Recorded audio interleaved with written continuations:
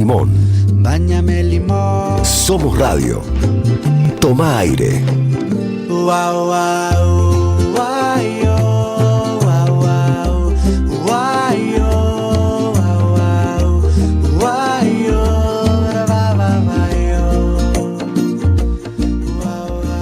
Hola, ¿cómo están? Nuevamente por acá, día martes, acá en Jugo de Limón, haciéndole el aguante, decimos diariamente, a Sandra Russo, que está en sus merecidas vacaciones. Les voy a dejar el teléfono con el cual ustedes acostumbran a comunicarse, mandando mensajes que leemos al final del programa. Intentamos, si tenemos opinión al respecto, dar nuestra visión respecto a ellos. El teléfono viene a ser algo así como 11 3200 0530, repito, 11 3200 0530, y así empezamos con Jugo de Limón.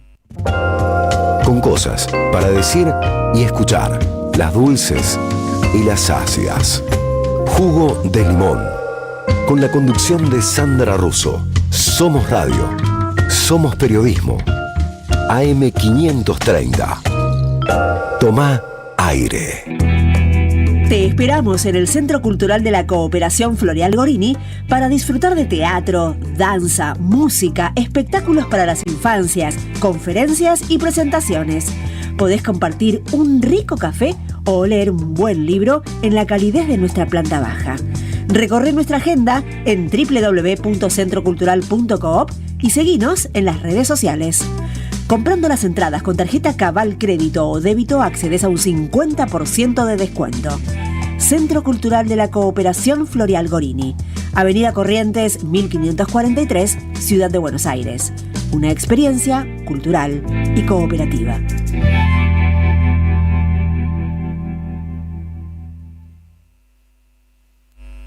Muy bueno, aquí estamos con esta columna barra editorial del día de hoy, orientada a tratar de reflexionar sobre la economía, el desastre económico que progresivamente e insistentemente este gobierno lleva a cabo, con números concretos, algunos que han sido enunciados en el día de hoy, pero con la intención de vincular esos números con la realidad, ¿no es cierto?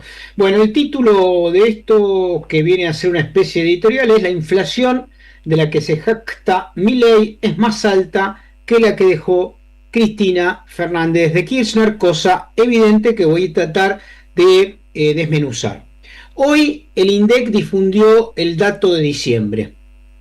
Aclaro algo respecto al futuro: está cambiando la metodología, que supuestamente ya por tercera vez se ha pospuesto y que para febrero tendrá un nuevo marco. Hay un montón de cosas que se están midiendo ridículas que no se van a medir más, con lo cual las cosas reales van a tener más peso en esa medida. Pero objetivamente, hoy el INDEC, más allá de las dudas que tenemos sobre ese número, ha dicho que la inflación de diciembre, se calcula generalmente para los primeros días del mes subsiguiente, en este caso de enero, dio 2.8%. 2.8%, que obviamente es si no me equivoco, el cuarto o quinto mes que va creciendo 0,1, 0,2 la inflación, pese a que uno puede recordar las repetidas promesas del pseudoeconomista berreta llamado Javier Milei, que dijo ya a finales del 23, cuando asumió, que ya para finales del 24, principio del 25 no iba a haber inflación. Cuando llegó el 25 y había inflación, dijo que la inflación va a ser cero para final del 25, y hoy estamos en un 2.8 del mes anterior.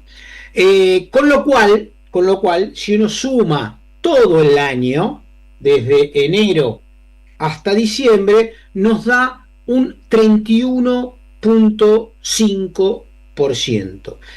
Es importante entender siempre los números en relación a otra cosa, porque supongamos que aumentara la inflación un 31% y los salarios aumentaran un 40%, más allá de que en términos de previsión y de situación incómoda de ir al supermercado y encontrar que los precios están más caros, objetivamente, si uno ha aumentado su sueldo por arriba de la inflación, el costo que supone emocional y material que supone esa relación es bajo. Bueno, no es el caso de lo que ha sucedido en la Argentina. Primero, vamos a los números que les prometí comparativamente respecto a los años, que los tengo aquí. Si terminó el 25, me voy a poner los anteojos acá porque veo una tabla, si terminó el 25 con el 31.3, si no me equivoco, terminó el 24, también un año estrella de Milei, nada más ni nada menos que con el 117. Veamos con cuánto terminó el gobierno de Cristina Fernández de Kirchner en el 15.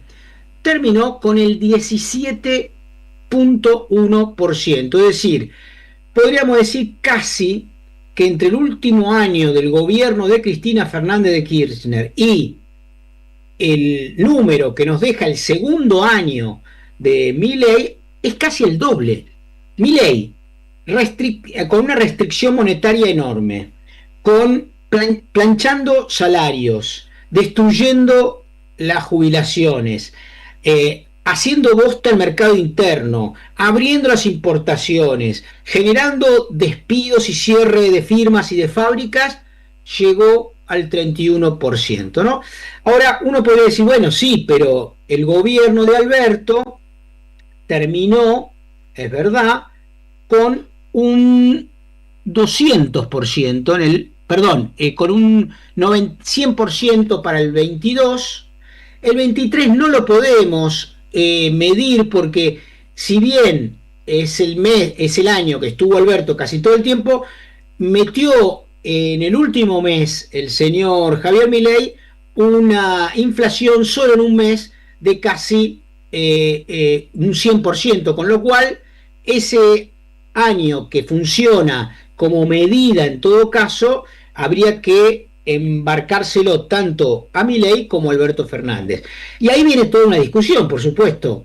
La realidad es que si uno mide las políticas económicas de Néstor y Cristina, voy a dar unos números, por ejemplo, previos, ¿no? El 2011 terminó con el 12%, casi la tercera parte de lo que termina Milei ahora. El 12 con un 13%, el 2013 con un 14%, y el 2014, que fue el peor año de inflación de Cristina, terminó con un 28%. Y acá estamos en el 31%. En el 31%. Recuerdo las famosas exhibiciones de la patética ex ministra de Seguridad, hoy senadora de la Nación, Patricia Bullrich, mostrando sus placas en el Congreso de cuánto había crecido la inflación, 2.1, 1.8, escandalizados. Bueno, tenemos el 31.3, decía, para el año en curso, para el año en curso, 31.5, perdón, 31.5.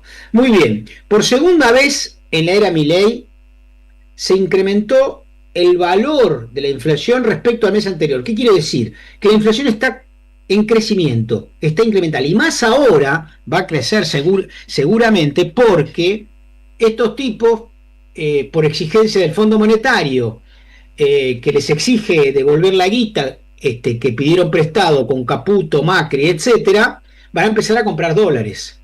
Deben haber comprado en total 50 millones de dólares, y la última vez que tuvieron que pagar, ahora hace unos días atrás, 4.200 millones de dólares, lo pagaron con deuda, es decir, pagaron intereses de deuda con deuda, con lo cual ahora que van a salir al mercado a comprar dólares, es probable que esa compra de dólares impacte en el valor del dólar, que juega en una economía bimonetaria como la que tenemos, en términos, tracciona básicamente por las importaciones a el valor de la inflación mensual. Vamos a hacer un desagregado que nos manda Hernán Lercher, excelente trabajo que hacen en el CEPA y que tienen digamos, nos brindan la posibilidad de acceder a datos finos que vamos a compartir con ustedes. El transporte aumentó en términos intermensuales, es decir, en el último mes respecto al anterior,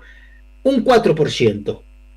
Y acá viene el otro tema que me parece importante entender, que una cosa, lo dije al inicio, ¿no? Una cosa es cuánto aumenta la inflación y cuánto aumenta al mismo tiempo el salario. Y lo que vemos, y eso es lo más terrible, es que la pauta salarial propuesta por el gobierno, que incluye básicamente a los privados, que no acepta que se aumenten los salarios más del 1% mensual, castigando a todos los trabajadores de nuestro país a estar permanentemente destruyendo su salario en relación a la inflación, ni hablar de los salarios de las jubilaciones o de los salarios si se quiere, de la administración pública, que son menos que el 1%, a veces del 0,1, etc.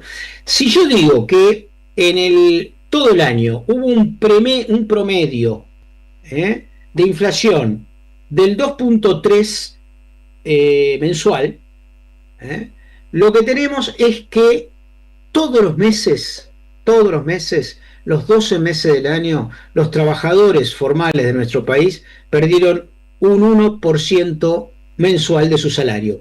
¿Qué significa esto? Que terminamos con una pérdida aproximada de un 20%, porque se subió un 12% y aumentó el 30%. Si tenemos una inflación del 30 y pico, del 31, y aumentó el 12%, es decir, hay casi un 20% del salario que se perdió este año.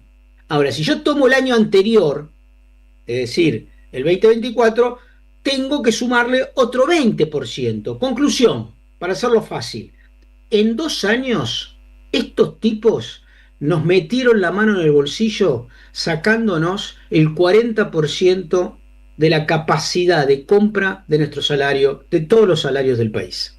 Si soy más riguroso y divido el salario privado de la administración pública, tengo que aumentar un 10%. Los empleados del Estado, más allá de haber sido despedidos, humillados, despreciados, y lo siguen siendo, como por ejemplo aquellos que trabajan de bomberos o que trabajan apagando el fuego en Chubut, ¿no? Que ganan 600.000 pesos, como hablábamos ayer con un brigadista, o 700, 800, con toda la furia, que no les alcanza en el sur ni siquiera a pagar el 50% de la canasta básica. Bueno, ellos se los castigó mucho más.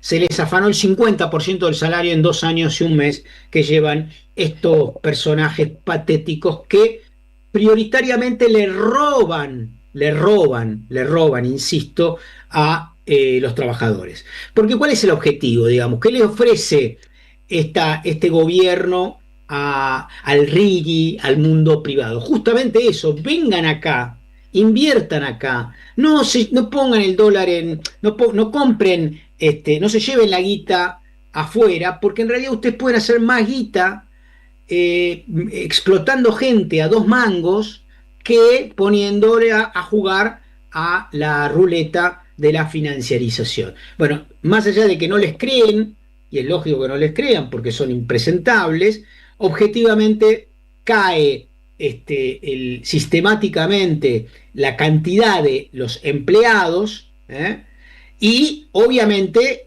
la infraestructura. Y acá agrego otro elemento que nos mandaron también del CEPA, Hernán Lercher: el gasto público, es decir, la inversión que el Estado hace en escuelas, en asfalto, en luz, en puentes, en comisarías, en universidades, etcétera, cayó respecto a cuando iniciaron su gobierno en el 2023 un total del 30%. Es decir, que si en el 2023 se gastaban 100 pesos, hoy se gastan 70. ¿Qué es lo que sí subió? O sea, si yo digo, bueno, agarro el gasto público en total y veo que cayó un 30%, digo, bueno, debe haber caído, todas las partidas deben haber caído igual. No, hubo partidas del gasto público que han crecido. ¿Qué gasto puede haber crecido en 2 años de gobierno de Milei? Muy simple, los gastos de la CIDE. Mientras que todo cae, lo único que se incrementa son los gastos de inteligencia del Estado, nada más y nada menos que un 52%. ¿eh? Obviamente que como estos tipos juegan permanentemente a deuda que paga deuda y van haciéndole un agujero en las finanzas públicas y en las deudas del Estado, de todo lo que gasta el Estado, casi el 10% es para pagar deuda. Casi el 8% es para pagar, exactamente el 8% es para pagar deuda. ¿En qué? Si hubieron un 52% en la CIDE y bajaron en total un 30%, en el año y desde que empezaron hace 2 años, ¿en dónde recortaron? Bueno, en la salud, en general, el 80%, pero en programas críticos como por ejemplo la atención a niños con deficiencias cardíacas el 100%, en el CONICET, clave para el desarrollo de cualquier país, ciencia y tecnología, lo sabe cualquiera, salvo estos brutos financiaristas, cayeron el 32% los gastos en el CONICET, la inversión en el CONICET, 82% en la investigación básica y aplicada. Es decir, cualquiera que que haya leído mínimamente algo de economía, sabe que el desarrollo económico requiere fundamentalmente I+D, investigación y desarrollo, ciencia y tecnología. Si vos invertís ahí, tenés la posibilidad de mejores salarios a futuro, más articulación con el sistema público-privado, más desarrollo para las empresas, más competitividad para las fábricas y la producción, etcétera, etcétera. Bueno, lamentablemente estos tipos, estos desquiciados, que no entienden lo que es el conocimiento, que lo desprecian profundamente, por eso son terraplanistas y desprecian las vacunas y hacen del conocimiento respecto, por ejemplo, a las perspectivas de género que hemos avanzado en nuestra sociedad, algo considerado woke y despreciable, etc. ¿Qué más, en qué más bajaron? En educación. Conectar Igualdad lo destruyeron, 100% menos. Formación docente, menos 75%. Desarrollo social orientado a la primera infancia, 90% de deterioro. Comedores, para la gente que queda fuera, producto de que ellos los expulsan, 52%. Infraestructura en obras públicas, entre el 75 y el 100% menos a nivel nacional en 2 años. Y ahí tienen un quilombo, hay que decirlo, porque los gobernadores, sobre todo estos de Corea del Medio, y pienso básicamente en el Chaco, en Santa Fe, en Córdoba, e incluso este patético personaje Torres de Chubut, ven cómo se destruyen los puentes, cómo se destruyen las rutas, la gente se mata más rápido en las rutas con pozos terribles y le están pidiendo, che, tirame unos mangos, pues si no, no te voy a votar la reforma laboral. Bueno, así están estos personajes, bueno, y las transferencias obligatorias, además, en el marco de la distribución de los impuestos, también las han recortado casi a un 100%. O sea, para sintetizar, volviendo al inicio respecto a el deterioro que supone la pérdida del salario, el incremento digamos, de los productos básicos, incluso alimentarios, más o menos en un 30%, pero los salarios en un 12%. A esto hay que sumarle, por supuesto, los efectos de la recesión. ¿Cómo se expresan los efectos de la recesión? Muy bien, hay un excelente posteo que hizo el ministro de Economía de la provincia de Buenos Aires, López, que muestra la caída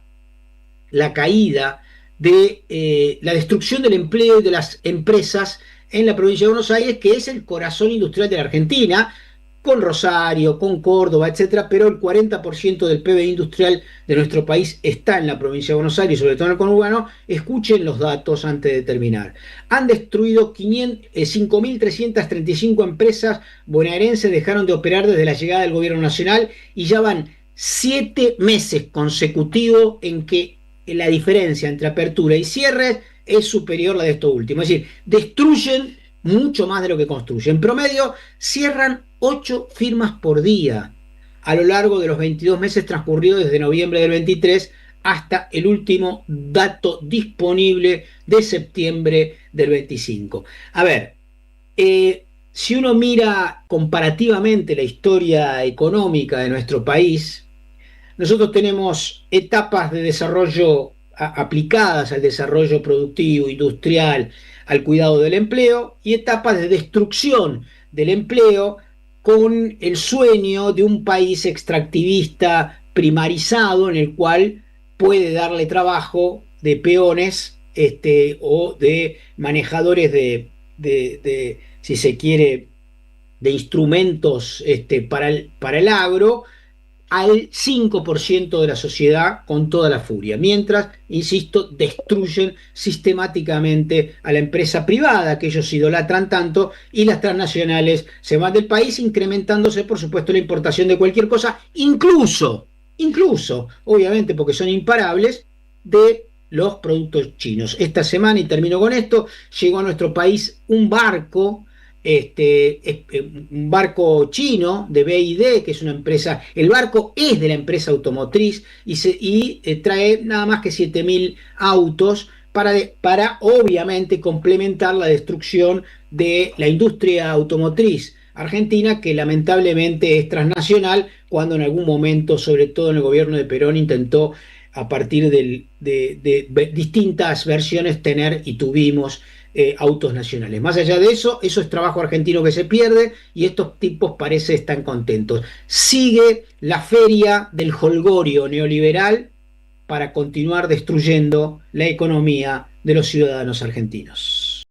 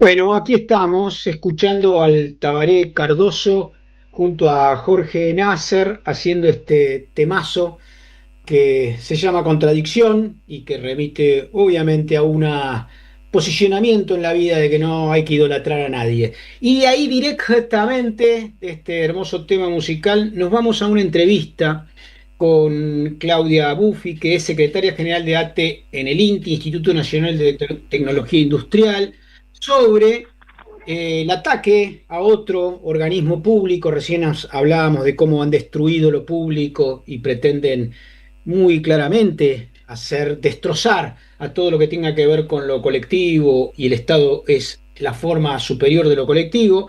En términos del cierre del programa de metrología legal, un emblema construido con esfuerzo desde el 23, el intento de cierre, ¿no? Que representa un retroceso histórico, obviamente. Sin metrología legal, el ciudadano queda indefenso y el comercio queda a merced del más fuerte. El INTI no es una empresa, es soberanía tecnológica, metrología legal, se defiende, nos dicen, y ahora vamos a charlar con Claudia, en la calle, en los laboratorios y en los tribunales. Hola, muy buenas noches, Claudia, ¿cómo estás? ¿Qué tal? Buenas noches, Jorge, ¿cómo estás? Bien, bien. Muy preocupado, obviamente en otro de los terrenos en donde Sturzenegger y compañía quieren destruir, y quiero que nos explique, si es posible, por qué es tan importante para todos nosotros este departamento institucional del INTI. Sí, bueno, el programa de metrología legal es el brazo ejecutor técnico, digamos, de lo que es la ley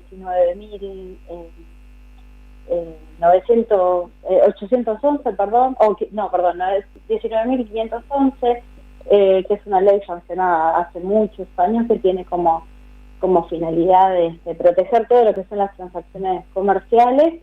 Bueno, este programa de metrología legal además expande a otros instrumentos. Es muy importante que la ciudadanía cuente con una calibración exacta de ellos y del Estado como árbitro protegiendo su interés. Claudia, para los neófitos, dame un ejemplo de calibración necesaria que el INTI contribuye y que, dada la ofensiva brutal del gobierno, no podrá realizar más el INTI.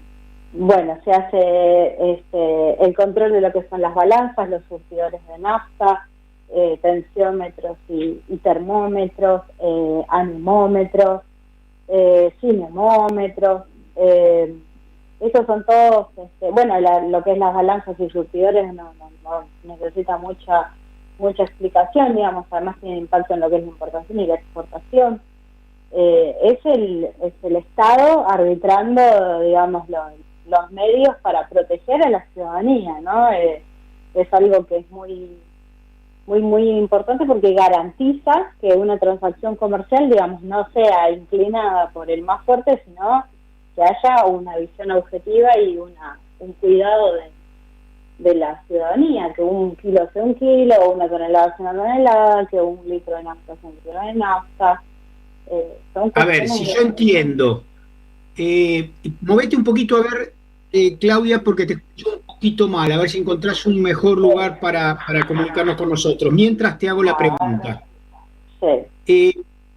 El día de mañana, espero no suceda, y que ustedes están luchando para que no suceda, estas bestias discontinúan la actividad de la metrología.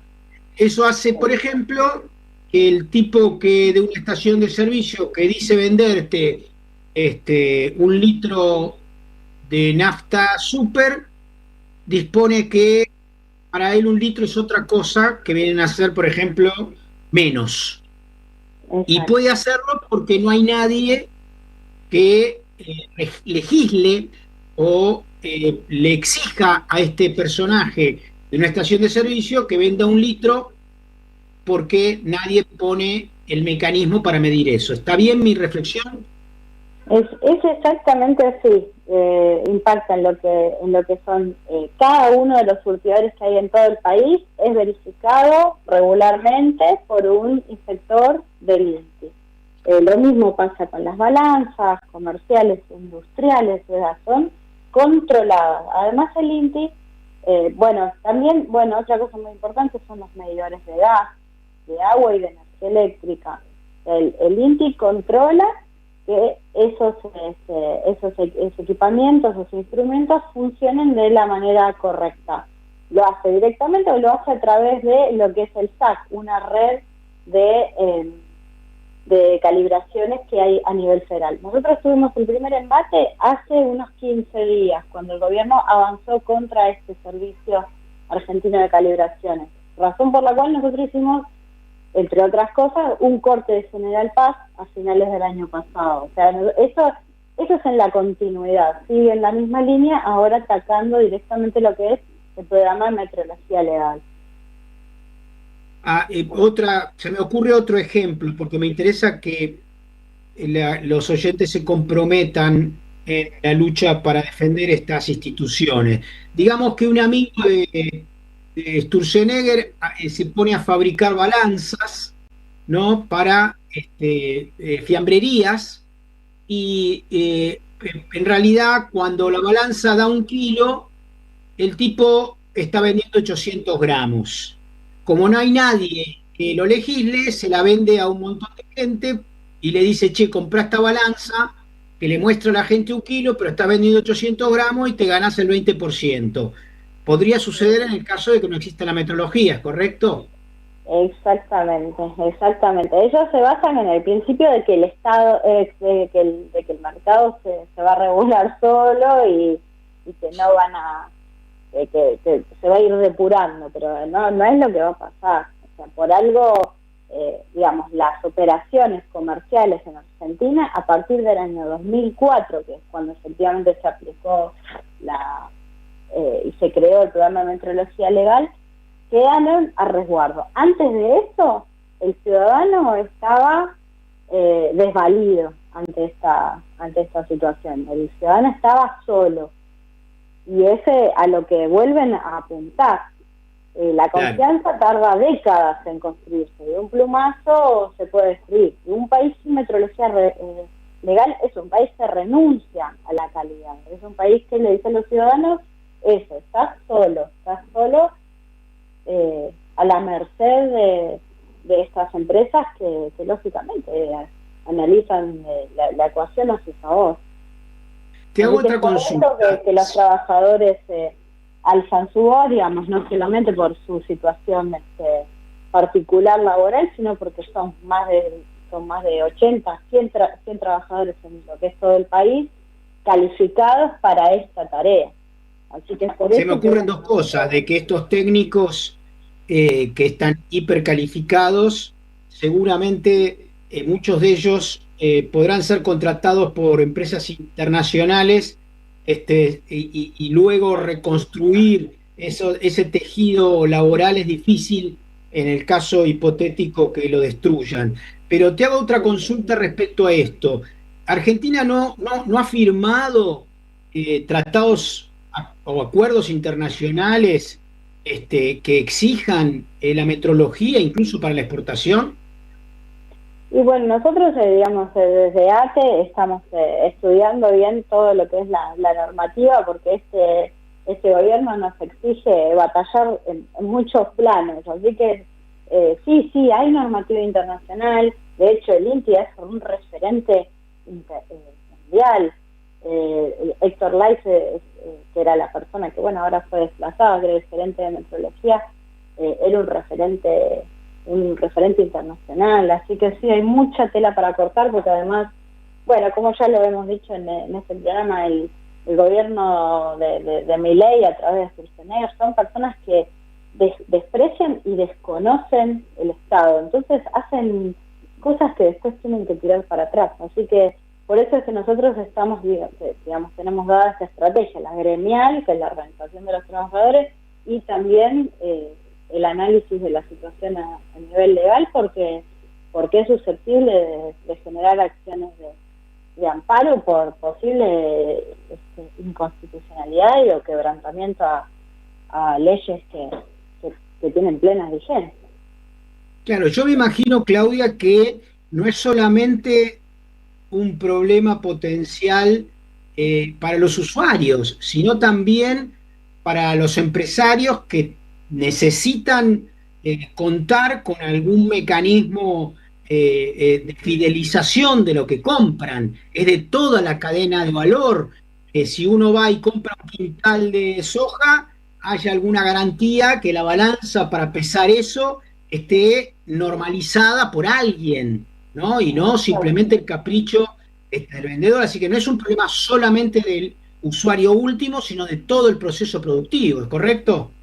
Totalmente, de toda la cadena, porque incluso, por ejemplo, en el caso del surtidor de nafta, no solamente afecta a uno que va y por ahí carga el tanque de su propio auto, sino que además puede tergiversar el precio, los costos de venta de todos los productos, porque todo se traslada a través de camiones, así que es un problema muy integral. Correcto. Bueno, primero, Claudia, nuestra solidaridad a los compañeros del INTI, que, bueno, son víctimas de este gobierno que mezcla la insensibilidad y la imbecilidad, ¿no? Como que son dos criterios que es raro juntarlos, ¿no? Pero en este caso son absolutamente ignorantes sobre las decisiones que toman, además de tener una impronta de crueldad que los enorgullece. Así que estamos en contacto y a disposición para que nos cuenten y poder contar también cuáles son las medidas que ustedes están realizando de defensa de algo que nos defiende a todos nosotros. Sí, sí, absolutamente. Bueno, y muchísimas gracias porque, bueno, en el último mes también cubrieron el tema del Servicio Argentino de Calibración. La verdad que para nosotros es una diferencia bastante sustancial romper el cerco mediático. Así que nada, muy agradecidos y realmente sí, es muy importante que podamos alinearnos todos atrás de la defensa del programa de metrología legal que lleva adelante el INTI. Así que bueno, muchísimas gracias, saludos a todos los televidentes, a todos los oyentes. También tenemos televidentes porque esto sale en streaming. Tenemos tu foto acá, Claudia, que va a aparecer después. Así que bueno, te agradecemos, te mandamos un fuerte abrazo y repito, nuestra solidaridad con todos los trabajadores del INTI. Muy amable, buenas noches. Abrazo grande, chau, chau. Nos vamos a una tanda, como dispone nuestra jefa operativa Vicky en estudios. Cuando estén secas las pilas de todos los timbres, hay una radio que nunca se apaga. Cuando no tengas ni fe, Que 20 años no es nada. Prende la radio. Prendete. AM530. 20 años. Somos radio. Somos comunidad. En el CUI estudia idiomas con la mejor calidad académica. Inglés, italiano, francés, portugués, alemán, chino y muchos más. Cursos por Zoom o presenciales. Centro Universitario de Idiomas. Certificados y diplomas UBA. Inscribite en cui.edu.ar o llamando al 53 53 3000. Puerto La Plata, un importante nodo logístico para los sistemas productivos de la región. Un puerto en continuo desarrollo. Puerto La Plata, el puerto del futuro. En 2025 vení a los talleres de Lecuni. Música, actuación, coro, tangos, cuentos, teatro, percusión y mucho más para compartir en familia. Acordate, en 2025 los talleres de Lecuni te están esperando. Informes e inscripción, informes.ecuni@gmail.com y seguinos en Facebook, Espacio Cultural Nuestros Hijos, y en Instagram, @ecuni.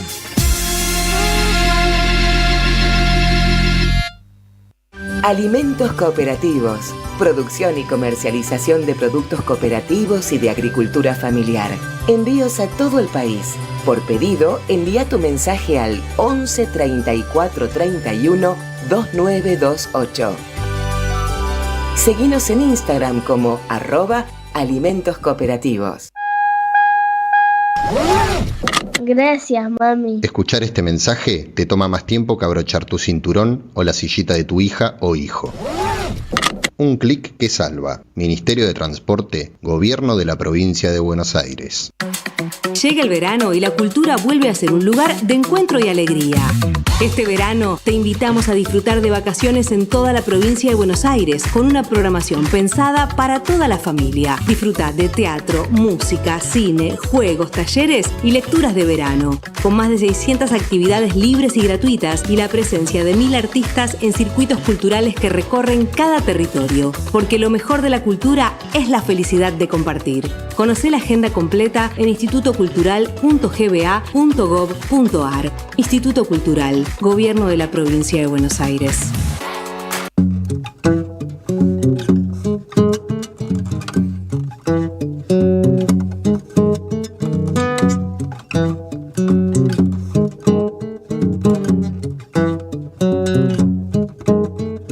Ya se va por la barranca el viejo pescador, racimo de espuma y de metal, colgando del hombro el pan de agua que le dio su amigo el río.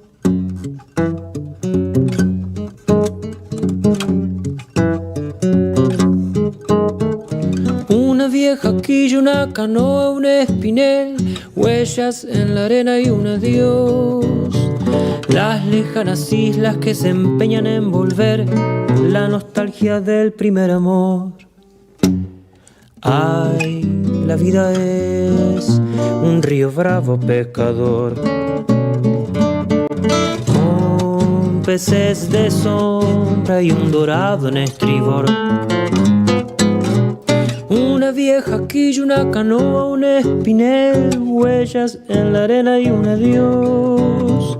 Las lejanas islas que se empeñan en volver, la nostalgia del primer amor.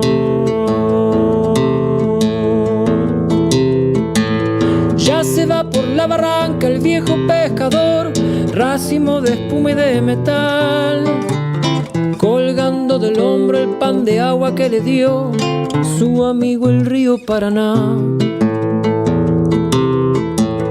Una vieja quilla, una canoa, un espinel, huellas en la arena y un adiós. Las lejanas islas que se empeñan en volver, la nostalgia del primer amor.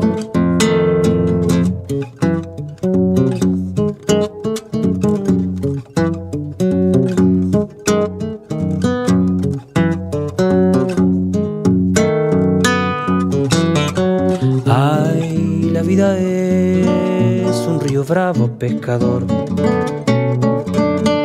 con peces de sombra y un dorado en estribor. Una vieja quilla, una canoa, un espinel, huellas en la arena y un adiós. Las lejanas islas que se empeñan en volver, la nostalgia del primer amor.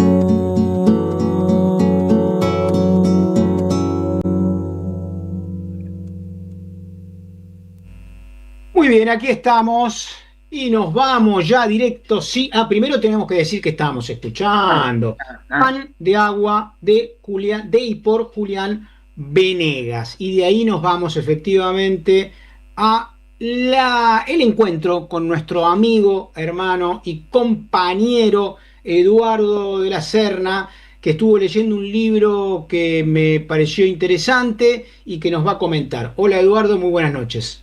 ¿Qué tal, Jorge? ¿Cómo te va? ¿Cómo estás? Muy bien. Haciéndole la aguanta a Sandra, como digo repetidamente. Me parece correcto, es lo menos que Sandra se merece. Así es, así es. Bueno, sí, resulta que en estos días vi que, a ver, hay un autor coreano, pero que vive desde hace décadas en Alemania, es profesor de filosofía en la Universidad en Alemania, que tiene un nombre bien coreano, ¿no? Que es Byul-Chul Han, ¿no? Que es muy conocido, aunque hay gente que no lo quiere. Primero un pequeño paréntesis. No, pero no es una cuestión de que te quieran o no te quieran. Yo te puedo hacer una lista de gente que no me quiere a mí. También no, el tema acá es el siguiente. Yo creo que hay gente, por ejemplo, voy a otro ejemplo que sirve. Conozco gente que es muy seria en lo académico, en lo histórico, y entonces no lo quieren a Felipe Piña, ¿no? Es decir, lo mismo, gente que, bueno, en otros ambientes lo mismo, ¿no? Es decir, el tema es, en los ambientes muy serios, a lo mejor a veces no se termina de querer o ver bien a los que se dedican más a la divulgación. A eso y yo creo que, yo no sé si este buen muchacho coreano, el Byul Chul Han, es un gran filósofo o es un excelente divulgador. Publica muchas obras, la mayoría están, inclusive se pueden acceder gratuitamente en internet, por ejemplo, de temas muy interesantes y que yo creo que los analiza muy bien. En muchos casos, algunos dicen que es un ladri porque toma cosas de otros que yo cuento, pero puede ser que sea también fruto a veces de eso, de ser divulgador.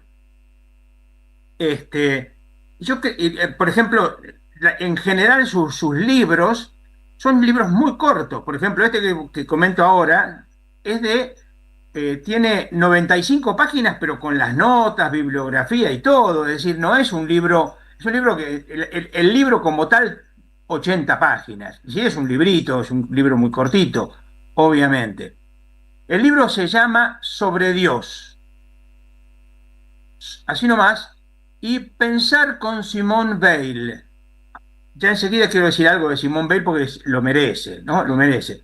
Pero digo, él en el fondo, como dialoga mucho con los filósofos contemporáneos, también dialoga con el famoso dicho de Dios ha muerto de Nietzsche, ¿no? Y entonces, él inclusive va a decir esto, no, Dios no es que Dios murió, el que murió es el hombre al que Dios se le revelaba, ¿no? Pero bueno, enseguida vamos a retomar esa idea. Simone Weil es uno de los más grandes personajes del siglo XX, ¿no? Hay que aclarar que no hay que confundir con otra enorme Simone Weil, que fue la que fue ministra de Salud de Francia, que fue presidenta del coso europeo, ¿cómo se llama? Del Parlamento Europeo. La única diferencia es que esta de la que estamos hablando es con W, mientras que la otra es Simone Weil con B corta, pero se pronuncia igual, por lo tanto estamos aptos para la confusión. En este caso es Simone Weil, que es las dos judías, por supuesto, francesas las dos, por supuesto. Esta Simone Weil se dedicó, es fundamentalmente filósofa, pero filósofa de talante, de la hostia. Nace a principios del siglo XX, 1909, y muere durante la Segunda Guerra, en el 43. Por lo tanto, murió a los 34 años, ¿no? Pero ella fue compañera inclusive de estudios de Simone de Beauvoir, otra Simone, ¿no? Parece que viene con el nombre algún tipo de ser importante, ¿no?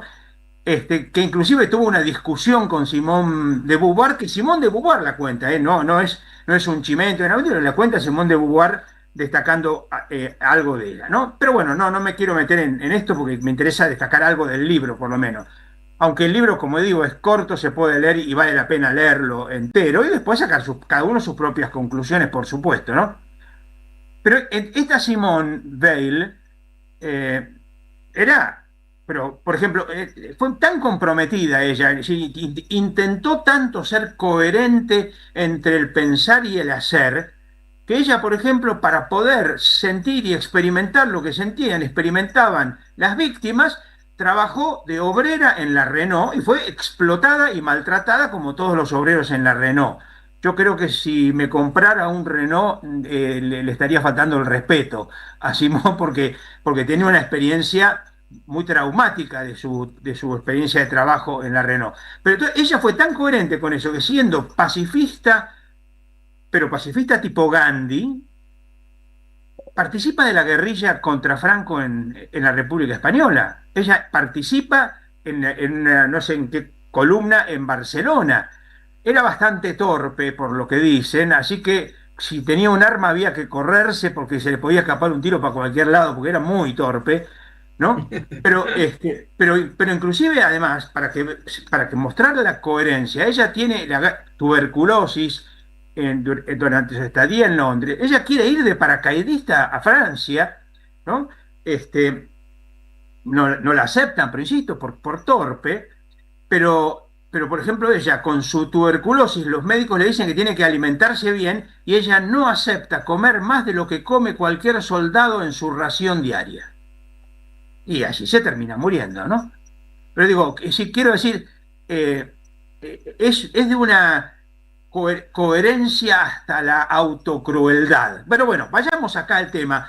Esta Simone, desde la filosofía se acerca al cristianismo, era judía, pero judía agnóstica, y se acerca al cristianismo. Ella nunca hace referencia a su ser judío. De hecho, la única experiencia que conocemos que haya tenido de algo religioso judío fue cuando estuvo en Estados Unidos, que fue a una sinagoga negra. Creo que son etíopes, no estoy seguro, ¿no? Pero quiero decir que nunca, es decir, su antifascismo, antihitlerismo es más por francesa que por judía, para que se entienda lo que estoy señalando en este caso, por lo que yo conozco de Simone Weil. Pero bueno, esta Simone se han dedicado tiene una experiencia mística, y tiene una mística impresionante, ¿no? De hecho, es de las grandes místicas cristianas del siglo XX, ¿no? De las grandes místicas del siglo XX, si no la más grande del siglo XX, algunos piensan que la más grande, ¿no? Como no hay un campeonato en esto, es de las grandes místicas del siglo XX.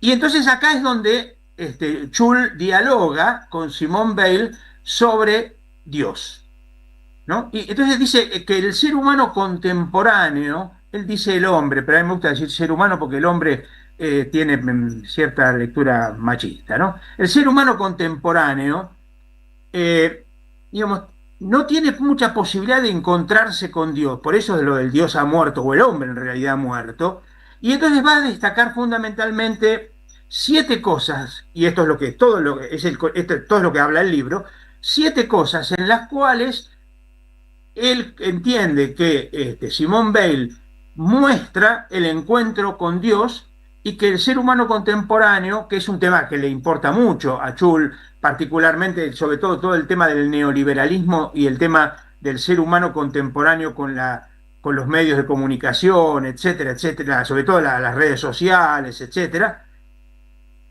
Y entonces dice esto, los 7 los menciono rápido para que quede claro, donde le parece que falta eso, y al faltar eso el ser humano no se puede encontrar con Dios, es atención, descreación, vacío, silencio, belleza, dolor e inactividad. ¿No? Sí, él dice que en estos temas, y los analiza bien desde Simone Weil, el último un poco menos, el último es más chulsista que simonista, ¿no? Pero mostrando cómo, por ejemplo, muchos de estos temas, digamos, él entonces va a plantear esto, por ejemplo, el ser humano contemporáneo está incapacitado para la atención, porque lo que se mueve es por la emoción o por el estímulo, por el like. Acá le sale el Schul, porque eso es más de él que de Simone Weil, por supuesto, ¿no? Entonces es la hiperactividad frente a la computadora, frente a la información, ¿no? Y entonces empieza a desaparecer la atención total, porque lo que aparece es el constante estímulo que hace que uno no pueda estar en atención, por ejemplo, ¿no? Yo me parece que es interesante plantear, y acá yo empezaría a ir redondeando, porque, ¿no? ¿Qué es esto? Me parece que es cierto que bueno, él va a hablar mucho, bueno, sobre todo del tema, por ejemplo, de la contemplación, por ejemplo. La palabra contemplación es una palabra que tiene una cierta ambigüedad, pero Simone Weil era platónica, y entonces la palabra contemplación para un platónico tiene otra connotación que para lo que puede tener para la lectura más política del siglo XX o XXI, ¿no? Sobre todo porque hoy en general, si queremos, la idea frente al platonismo y el neoplatonismo era la contemplación como un cerrar los ojos y entrar en éxtasis, salir de sí, ¿no? Hoy en general se suele hablar de una contemplación de ojos abiertos, mirando de frente la realidad, que es lo que Simone Weil hacía. Cuando Simone Weil se va a trabajar a la Renault, hace eso. A ver, Simone Weil lo recibe en su casa cuando está huyendo a Trotsky. Trotsky vive en casa de Simone Weil. Es decir, a ver, no era una persona ajena a la realidad para nada. Discutió con Trotsky, pero porque era discutidora por naturaleza, ¿no? Pero quiero decir, me parece que en ese sentido, todos estos temas, insisto, la atención, la descreación, ¿no? Me parece el vacío, el silencio, la belleza, el dolor y la inactividad, creo que son temas muy interesantes de pensar. Por ejemplo, señalo un ejemplo concreto, porque yo encontré, bueno, no, decir yo encontré, leyendo vi cosas que otros vieron antes que yo, que es mucha semejanza que tiene en algunos cuantos temas Simone Weil con otra gran mística del siglo XX, que es la otra judía, Etty Hillesum, holandesa, ¿no? O de los Países Bajos, como le guste, qué sé yo, no me interesa, ¿no? Que está, pues, por ejemplo, Etty Hillesum dice: Occidente desconoce el arte del dolor. Ah, qué ¿No? maravilloso eso, qué maravilloso eso. Tenés que hablar la próxima, me parece que quedaste enganchado, Eduardo, para hablar de ella, de esta última. Y como se nos va el tiempo, quiero pedirte una cosa. La verdad que los 7 elementos que planteás, la verdad que también merecen, me encanta. Estuve leyendo un poco el libro, no llegué a terminarlo, habré leído la tercera parte más o menos de Byung-Chul Chang, ¿no? Byung-Chul Han, pero que me lo envió el propio Eduardo, quiero agradecerle públicamente. Ese La sería verdad yo, es que claro. da para muchísimo, tanto lo de Weil, Simone Weil, como lo de la holandesa cuyo nombre es Etty Hillesum. Gilesun. Bueno, vamos por ambos, ¿no? Porque la verdad es que son temas que, por supuesto, que no están abordados en el mainstream comunicacional y son mucho más profundos y más importantes y más trascendentes que las pelotudeces rápidas que nos ofrecen diariamente. No, Una, aparte, una aparte, sim- aparte, si no hablamos de Chiquitapia, no estamos hablando de la realidad. No, claro, bueno, les interesa Chiquitapia Por eso, porque quieren hacerse cargo de un posible triunfo del Mundial del año que viene y no quiere que le quede al peronismo, entonces son capaces de hacer cualquier cosa para sacar a los negros, a los Riquelme, a los Tapia, que siguen no, por manejando eso no, pues yo espacios. lo decía en broma como para decir, por ejemplo, esas son las cosas que les importan y no importa lo profundo, ¿no? Las Por cosas más. supuesto, por supuesto. Te invito, Eduardo, y te conmino y te pido que abordemos las dos cosas en profundidad, estos 7 elementos de Simone Weil, por un lado, y después, bueno, la otra que me interesa mucho, en algún momento me la nombraste, pero no pude acceder a ningún material, Que así que vos sabés que también yo solamente lo menciono a modo de ejemplo, pero la otra, Etty Hillesum, escribió un diario y lo entregó y ella desaparece en Auschwitz, ¿no? Ella muere en Auschwitz. Es decir, Simone Weil muere en Londres por tuberculosis, Etty Hillesum muere en Auschwitz por obvias, por las cámaras de gas, ¿no? Pero ella cuando se está yendo le deja a una conocida su diario, y su diario, estamos hablando del 44, su diario recién se publicó en 1983 en holandés. En castellano, recién en el 2023 se publicaron las obras completas de Etty Hillesum. Digo para que quede claro que estamos con un tema de alguien que no es muy conocida, aunque está tomando cada vez más y merece serlo. Oh, claro, las dos, sin duda alguna, las dos, sin duda alguna. Bueno, Y algunas más entonces también, ¿eh? vamos. Sí, la verdad es que me parece súper interesante y bueno, y nos invita a vincularnos con algo bueno, más reflexivo, más profundo que, como bien vos decís, alguna de las pelotudeces con las cuales pretenden lobotomizarnos la cabeza. Te mando un fuerte abrazo, Eduardo, gracias Bueno, por esta columna y seguimos ya en sabés. contacto. Bueno, estamos felices y de poder hablar de cosas importantes y no que nos hagan hablar de lo que no nos interesa. Así es. Un fuerte abrazo, Eduardo. Un abrazo Hasta la grande. semana Chau, que chau. viene. Hasta luego. Chau. En AM530 pasan muchas cosas y todo lo que pasa está en la red. Somos Radio AM530 en Instagram. Entérate de lo que pasa. AM530. Somos redes. Somos radio. En el CUI estudia idiomas con la mejor calidad académica. Inglés, italiano, francés, portugués, alemán, chino y muchos más. Cursos por Zoom o presenciales. Centro Universitario de Idiomas. Certificados y diplomas UBA. Inscribite en cui.edu.ar o llamando al 53 53 3000. ¡Wow! ¿Cómo dices cuenta DNI? ¡Wow! ¿Que ahora tienes plazo fijo? ¡Wow! ¿Y que tienes una tasa especial? ¡Wow! Y eso hace que tu dinero crezca. ¡Wow! Y crezca. ¡Wow! Y crezca. ¡Wow! Pará, ese último wow no entendí. ¡Wow! ¡Ah! ¡Que crece! Cuenta DNI. Tu plazo fijo de Banco Provincia es realmente wow. ¡Wow! Conoce más en bancoprovincia.com.ar. Felicitas Bonavita está en AM530. La tenemos a Teresa Parodi en línea. ¿Algún recuerdo así, el primero que te venga a la mente? ¿O aquel momento que tuviste con Eve que te viene a la mente? Uno de los momentos más lindos uno fue cuando me llamó por primera vez, hace muchísimos años, cuando los Mayas cumplían 10 años de lucha. Me dijo, hola Teresa Parodi. No nos conocíamos nada, ¿no? Yo no la conocía, por supuesto, que te quiero decir, nunca habíamos hablado. Entonces ella me dice, hola Teresa Parodi, mira, yo soy Eve Bonafini y quiero que vos cantes cuando celebramos los 10 años en el Luna Park. ¡Pum! Así. Entonces, hola Eve Bonafini, le dije yo, aquí Teresa Parodi, con mucho gusto voy a cantar. Qué lindo, qué lindo. Y ahí empezó nuestra amistad. A las 12, Bonavita 530 en AM530. 20 años. Somos radio. Somos comunidad. ¿Sabías que estás increíblemente cerca de una de las catedrales más importantes del mundo? ¿De un teatro a la altura de la Scala de Milano? ¿De un museo de ciencias naturales tan impactante como el Smithsonian de Washington? ¿De un parque infantil que inspiró al mismísimo Walt Disney? ¿Y de la primera ciudad planificada de Latinoamérica?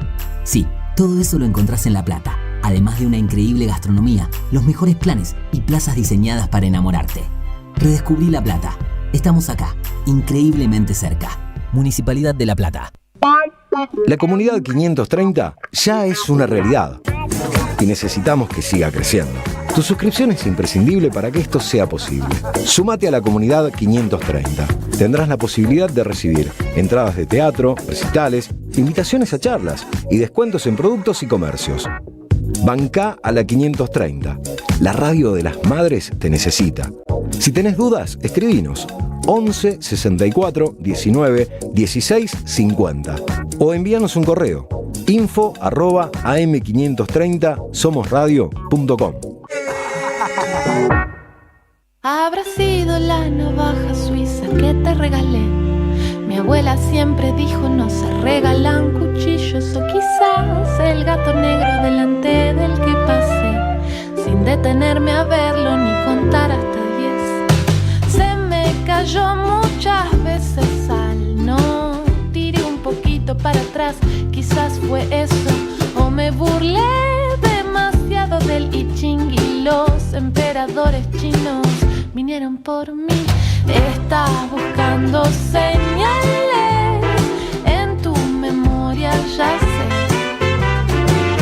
sé, intentando justificar el error garrafal de habernos querido y haber terminado heridos los dos. Y si ya sé, sería buen momento para sacarle la culpa a la excusa de la mala suerte. Fue bueno tenerte y no es que no intente volver atrás, pero ya está y no queda nada más.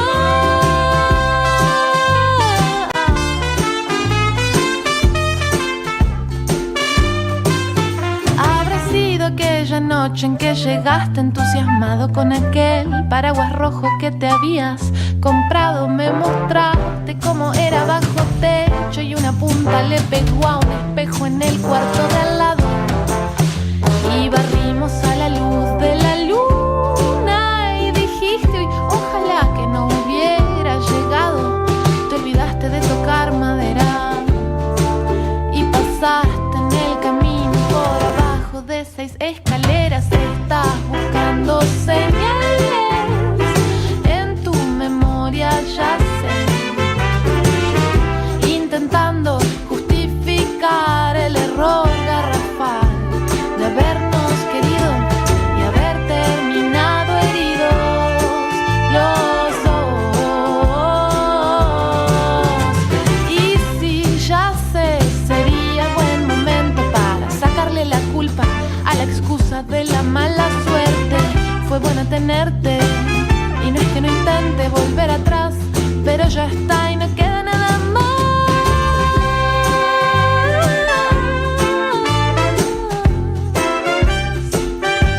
No queda nada más.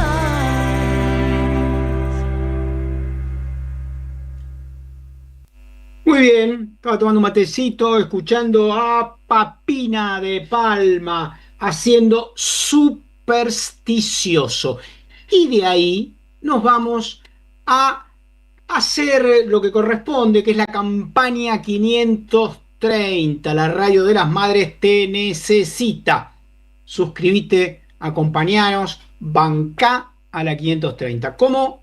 Es muy sencillo. Entrás en www.am530somosradio.com.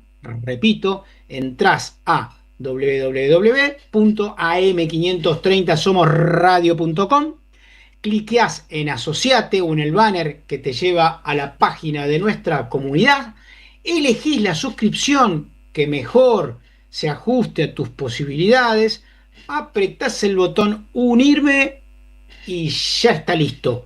En ese momento sos parte de la comunidad AM530. El alias es muy fácil, Radio AM530. Si tenés alguna duda, nos escribís al 11 64 19 16 50. Repito, 11 64 19 16 50. O nos envías un correo a info@am530somosradio.com. Y creo que, si Vicky no me dice lo contrario, nos vamos a un autopeloteo, como le llamo, inaugurado este concepto. Escuchamos a Gonzalo Winter. Esta es la publicación del Departamento de Estado de Estados Unidos, en donde dice: este es nuestro hemisferio. Eso nos incluye. El sitio web de la Casa Blanca dice que Latinoamérica es su patio trasero. Algunos dicen, no, pero esto es solo sobre Venezuela. Y entonces el presidente Trump, con toda claridad, amenaza una operación militar en Colombia, en donde el presidente de la República, Gustavo Petro, está democrática y constitucionalmente electo y luchando contra estas acciones. Quiero pedirle al presidente de la República de Chile que haga una nota de protesta por 2 motivos. El primero es que en América Latina tenemos memoria y sabemos que los Estados Unidos de Norteamérica intervinieron en México en 1917, en Guatemala derrocando a Jacobo Arbenz en 1954, en Cuba en 1961 cuando la invadieron militarmente y cuando destruyeron nuestra democracia en 1973 a través de las acciones de la CIA que constan en el informe Church. Sabemos que esto es así. Sabemos que en el siglo XX, desde el Río Bravo hasta la isla Cabo de Hornos, todo el territorio latinoamericano en algún momento estuvo bajo el yugo de alguna dictadura impuesta por los Estados Unidos de Norteamérica. Exijo una nota de protesta y preocupación, presidente. Bueno, primero quiero presentarlo. Estamos escuchando a Gonzalo Winter, abogado, diputado en la Asamblea Chilena del Distrito 10. Y bueno, recordándonos algo que es necesario, parece, para muchos puntualizar, y eso que habló del siglo XX y no habló del siglo XIX, cuando se afanaron la tercera parte del territorio de México, entre otras cosas, ¿no? Y la llamada diplomacia de las cañoneras y la doctrina del Gran Garrote y la doctrina Monroe, que ahora Donald Trump pretende revitalizar llamando Donroe, por Donald, la primera sílaba de Donald Trump, y Monroe Donroe. Bueno, muy bien, muy creativo para simplemente poner en práctica aquello que sufrimos también en Argentina con el Plan Cóndor. Hay una famosa frase, muchos la conocerán, discúlpenme que la repito, solamente hay golpes militares en América Latina donde hay embajadas de Estados Unidos. O tenemos su versión, si se quiere, complementaria. En Estados Unidos no hay golpes militares por ahora porque no hay embajada de los Estados Unidos. Es decir, siempre han trabajado al servicio de sus intereses más mezquinos y brutales en sus distintas versiones. Ahora han salido del placar, se han sacado el antifaz que muchas veces de la mano de Obama, de Clinton han utilizado, porque están en una etapa de deterioro económico, lo decimos y es importante recordarlo, deterioro económico porque China produce casi un 300% de bienes más que los Estados Unidos. China es el primer exportador global.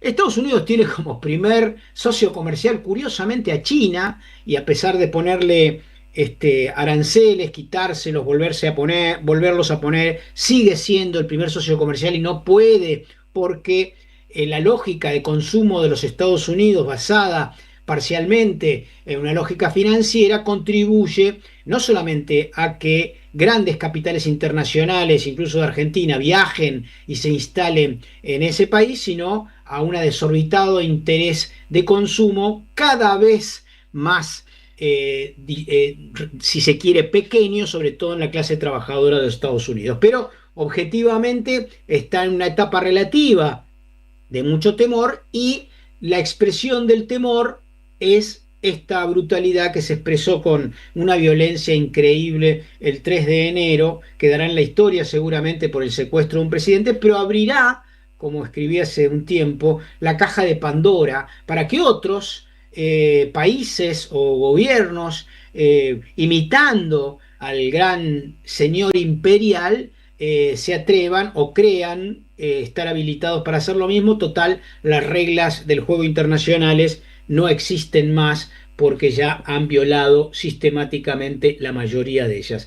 Me parece que lo de Gonzalo Winter, simplemente en un discurso planteado en el Parlamento chileno, todavía bajo la presidencia de Boric, remite básicamente a un recordatorio, ¿no? Un recordatorio de que, como decía Samir Amin, es imposible lograr un desarrollo sin la desconexión de quienes nos tienen en todo caso ahorcados y impidiéndonos que podamos progresar en términos científicos, tecnológicos, etc. Cuando hoy comentábamos al inicio, ¿no?, que habían destruido, están tratando de destruir el CONICET, el INTI, el INTA, todos los espacios científicos, tecnológicos, es una orden del norte.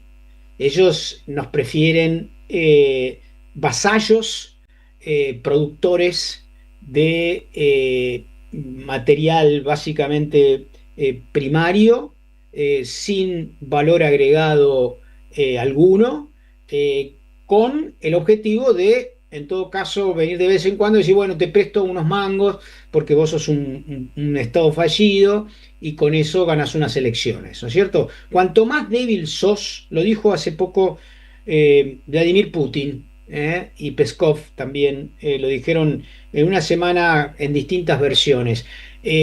Lo que hizo Estados Unidos en Venezuela demuestra la necesidad imperiosa de ser fuerte y de estar muy bien protegido en términos militares para defenderse de estas violaciones. ¿Por qué hacen esto en Venezuela y no lo hacen en Corea del Norte?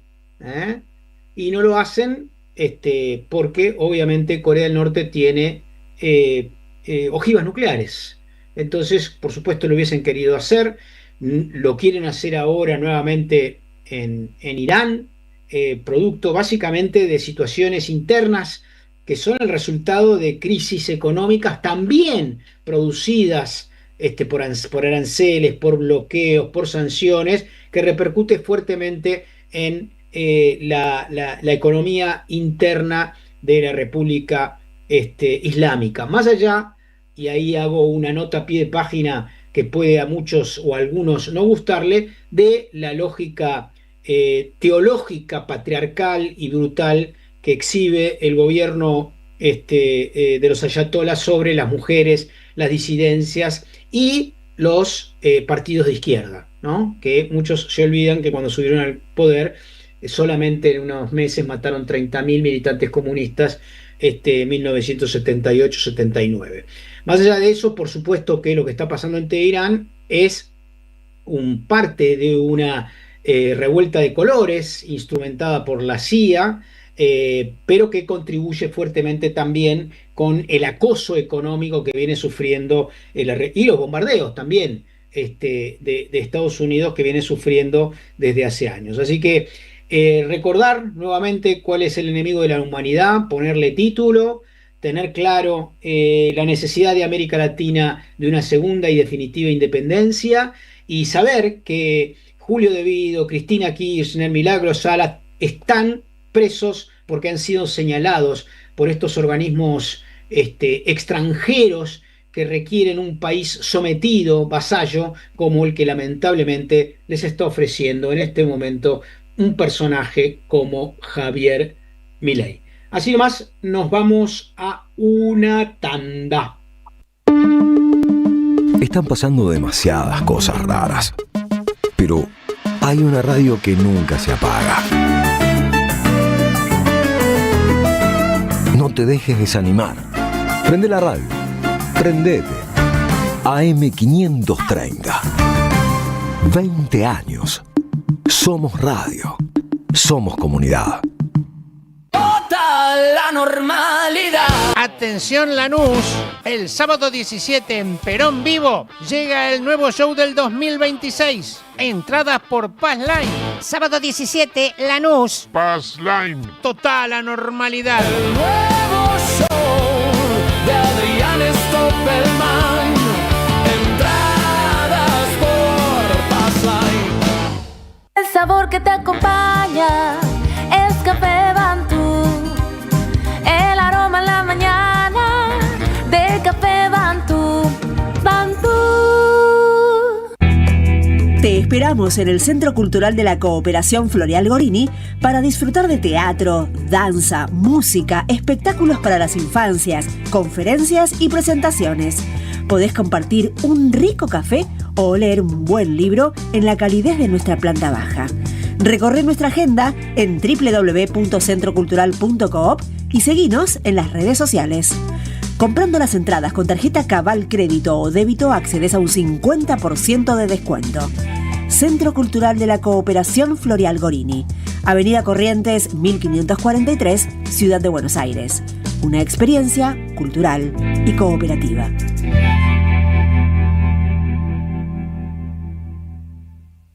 Vení a conocer la provincia de Buenos Aires. Turismo todo el año. Provincia Bonita, Argentina. Más información en buenosaires.tour.ar.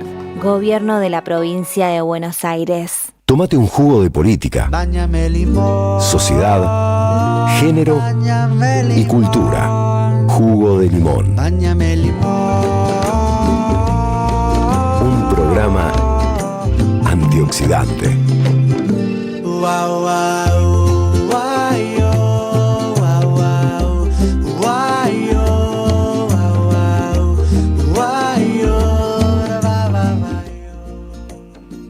Bueno, aquí estamos nuevamente. Quiero hacer algunos comentarios internacionales, sobre todo de lo que está pasando en Estados Unidos. Ustedes saben que yo hago un paneo cotidiano de los grandes conflictos, sobre todo lo que está sucediendo, además de lo que comenté en Irán, en este momento en Estados Unidos.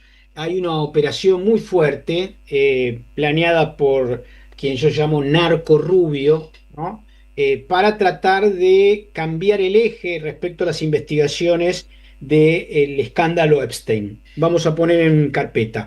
Epstein, un personaje del jet set neoyorquino que se dedicaba a básicamente a trata de personas, de mujeres jóvenes, algunas menores de edad incluso, tanto para su consumo personal en términos de violaciones, como para entregar a grandes potentados del jet set local.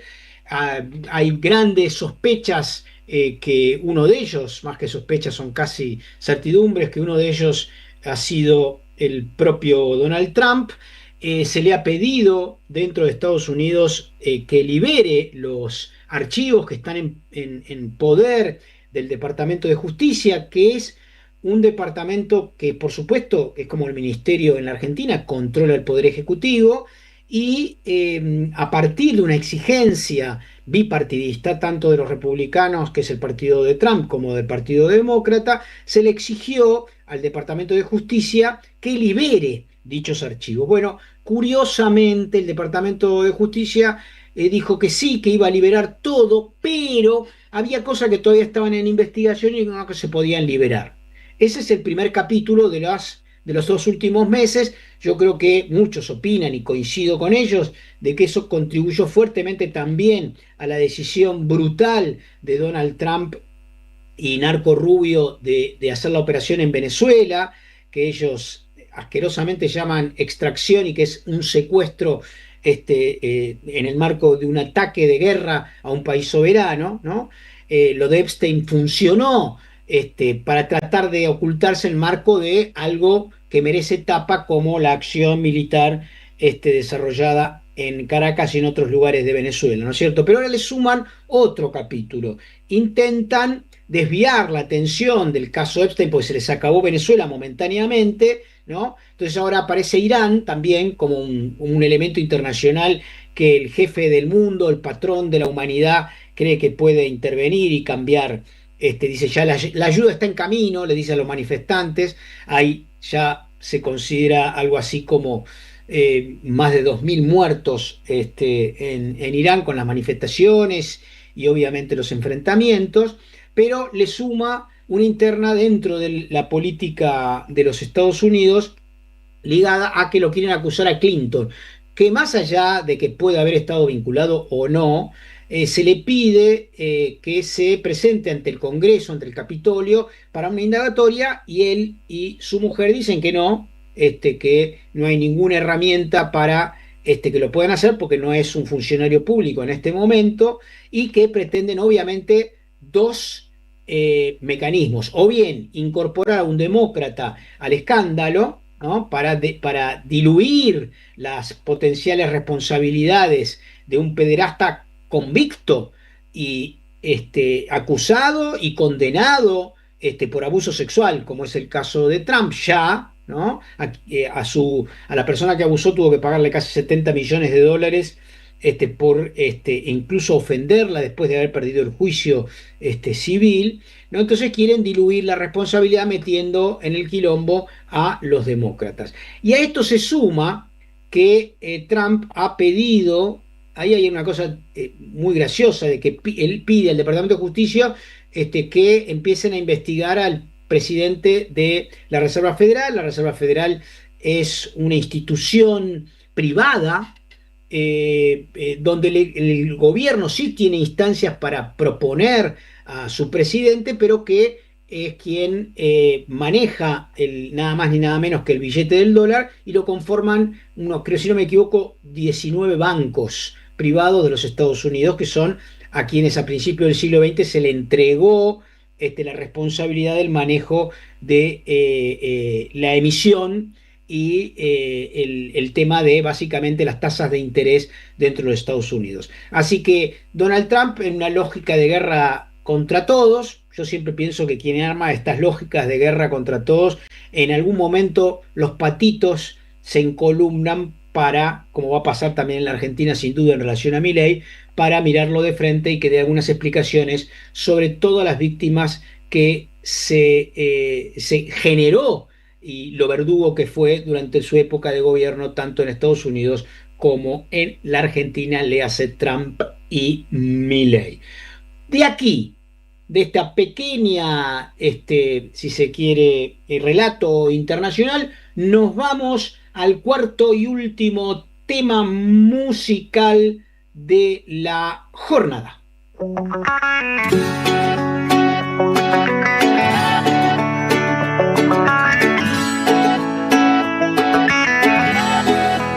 No sé qué sabe tu piel, porque yo no la he probado, pero no tengo que hacerlo para estar enamorado.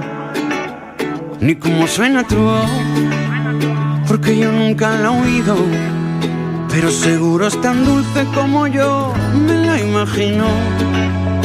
Dame solo alguna pieza, pero dame una pista para que pueda encontrarte. Dame todo lo que tú solamente quieras darme, todo lo que quieras tú menos la cura.